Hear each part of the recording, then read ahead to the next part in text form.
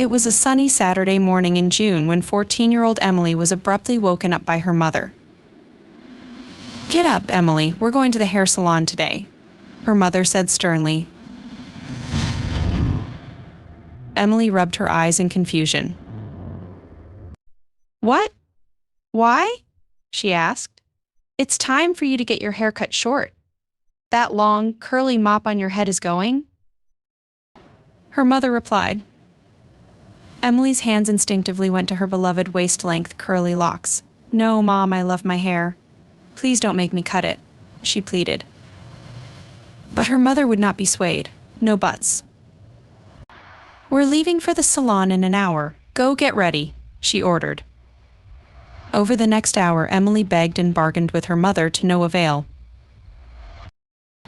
At 10 a.m., her mother dragged her out the door, and they drove to Salon de Coiffure, the fancy salon downtown. The gleaming white floors and huge mirrors along every wall gave the salon an open, modern feel. The stylists wore trendy black smocks and greeted each customer with a warm bonjour. The aroma of hair products and perfumes filled the air. Top 40 hits played over speakers as stylists chatted in French and blow-dryers whirred. Emily sat in a sleek leather chair facing a giant wall-length mirror. She watched with dread as the smiling stylist fastened a black nylon cape around her neck and tilted her head back into the sink. The stylist gently washed and conditioned Emily's long, curly hair. After towel drying her hair, the stylist led Emily back to the chair. As she combed through the glistening brown locks, the Emily felt her heart sink, knowing the clippers would soon destroy her hair. The stylist asked Emily what style she wanted, but her mother coldly replied, "Shave it off." The stylist looked shocked, but obeyed. She plugged in the buzzing clippers and pressed them to Emily's scalp. Emily sobbed as her hair fell in piles on the white floors. In minutes, her head was completely bald. She stared in horror at the bald stranger in the mirror. Rubbing the smooth, bare skin, her mother seemed pleased. Every Saturday for 3 months, Emily was forced to return to the salon for her bald head to be shaved again. The stylist looked at her with pity as she sat there crying helplessly throughout the traumatic ritual. When September came, her mother finally allowed the stylist to cut her hair into a short pixie cut. But Emily would never forget those horrible bald months inside Salon de Coiffure. The first Saturday after the pixie cut, Emily was hopeful as her mom drove towards the salon again. "Maybe she'll let me keep it short this time," Emily thought. But her hope sunk when her mother marched her inside and ordered, "Buzz it all off again." The stylist gave an apologetic look before firing up the clippers. Once more, Emily found herself sobbing in the chair as her short hair was sheared off. She stared at the bald stranger in the mirror, thinking she'd never get used to this. After 3 more months of forced baldness, winter came. The biting cold made Emily's scalp sting each time she stepped outside the salon's doors newly shorn.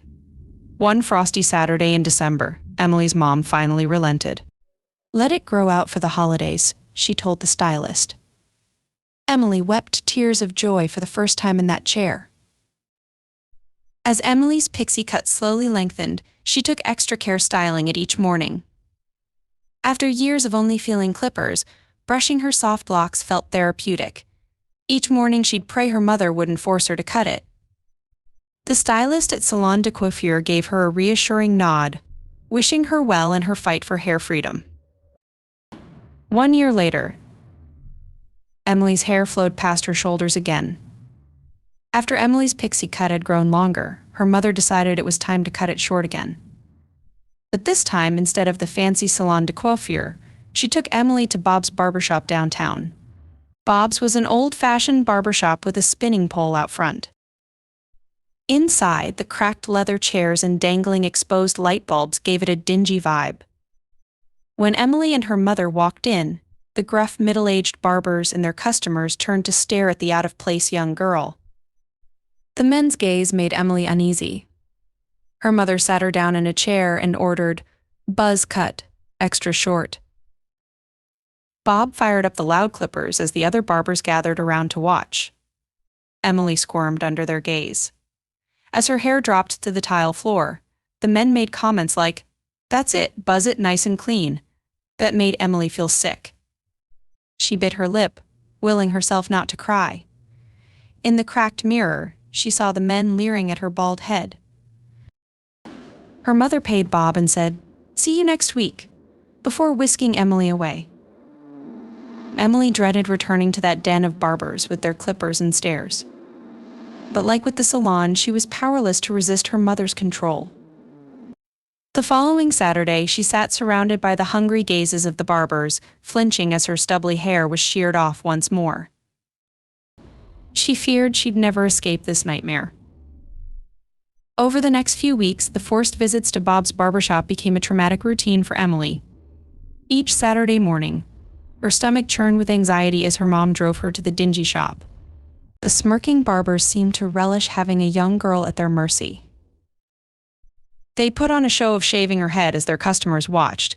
"Keep those sideburns clean," Bob would chuckle as the clippers grated Emily's skin. After getting her head shorn, completely bald each visit, Emily would run her hand across her smooth scalp in the car, tears stinging her eyes. She felt exposed and degraded. "It's for your own good," her mother would say firmly. "You need to learn discipline." But Emily knew it was about control. Emily prayed for the day she could escape this misery. The barbers' grinning faces and her bald reflection haunted even her dreams. She dreaded weekends now, knowing where they would lead. After 2 painful months, Emily found the courage to stand up to her mother. "I won't go back there," she shouted, refusing to get in the car. Stunned, her mother eventually relented. Her mother was stunned. But after a moment, a sly smile crossed her face. "Fine, you don't have to go to Bob's," she said. Emily breathed a sigh of relief. But her relief was short-lived. The next Saturday morning, Emily's mother led her to a chair set up in the middle of the living room. To Emily's horror, standing there was Bob holding his clippers and grinning. "Morning, Emily. Your mom here told me you didn't want to come down to my shop no more. So I'd come to you," Bob said. Emily's mom nodded firmly. Emily begged them not to go through with this, but her pleas were ignored. As Bob's clippers buzzed menacingly, her head was shorn once again right there in her own home. After Bob left, Emily stared at her bald reflection in the hall mirror, realizing she couldn't escape. The barbershop had been brought to her. The next few Saturdays proceeded the same, with Bob showing up promptly to shave Emily's head in the living room as her mother watched. Emily sobbed silently, head down. Though no longer surrounded by the leers of Bob's customers, having the barber in her home felt even more degrading. But she was powerless to stop the violating ritual. Emily prayed her mother would tire of this. But week after week, her scalp was laid bare beneath the cold steel of Bob's clippers. Freedom from her punishment seemed so far out of reach.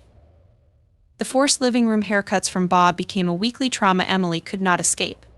Each time she'd plead, "Please no." But her mother insisted this was for her own good.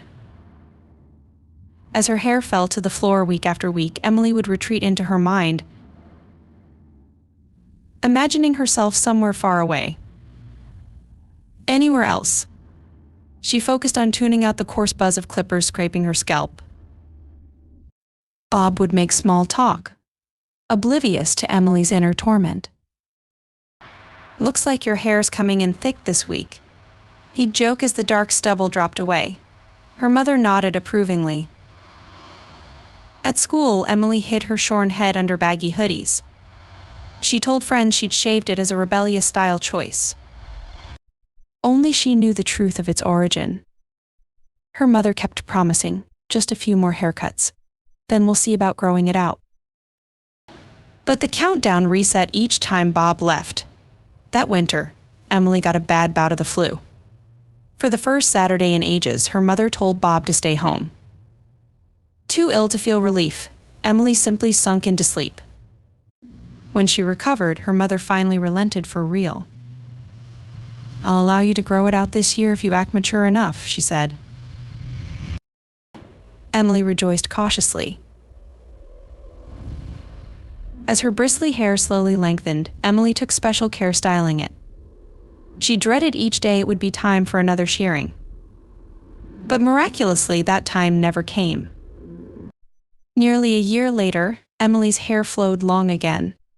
Seeing it bounce on her shoulders' croppings, she had endured, and her crown had returned. Nearly a year after the forced buzz cuts had finally stopped, Emily's hair had grown back to long, flowing locks she loved dearly. She had started to feel safe, her traumatic time in the barber's chair fading like a bad dream. But one Saturday morning, her mother burst into her room again. "Your hair is getting too unruly," she said. "We're going to the salon to get it cut into an edgy style." At the salon, her mother told the stylist, "Shave the sides and back into an undercut bob." Emily's heart sank. She pleaded not to cut her hair again, but her mother's mind was set. The stylist sectioned off Emily's hair and began carving out the undercut with sharp, precise clips. Long brunette locks fell to the floor. Emily squeezed her eyes shut, willing herself not to cry as she felt the buzzing clippers grind against her undercut nape and sides once more. The familiar humiliation returned. In the mirror, she saw half her head shorn, nearly bald, the other half left long and styled. Her mother gushed, "Doesn't she look trendy?" Emily felt only her trust betrayed again. In the following weeks, her mother frequently checked that Emily's undercut was kept crisp and short. "Time to get your fuzz tidied up," she declared cheerily, booking more salon visits. Emily longed to feel her hair brush against her back and sides again, rather than the bristle of fresh shorn stubble. She vowed someday she'd know that feeling again. For now, she endured. Thanks so much for watching this video. I'd love to hear your thoughts on the story I shared. Please leave a comment and let me know what you think. Your feedback means a lot, so don't be shy. If you enjoyed this, please consider subscribing and liking the video. It really helps the channel grow, so I can keep making more videos for you all. Also, share this with your friends and family if you think they'd find it interesting too. Spreading the word is such a big help.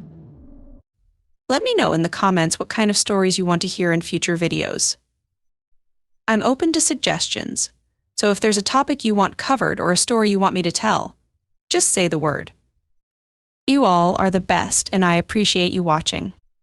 Can't wait to see you in the next video soon. Stay tuned.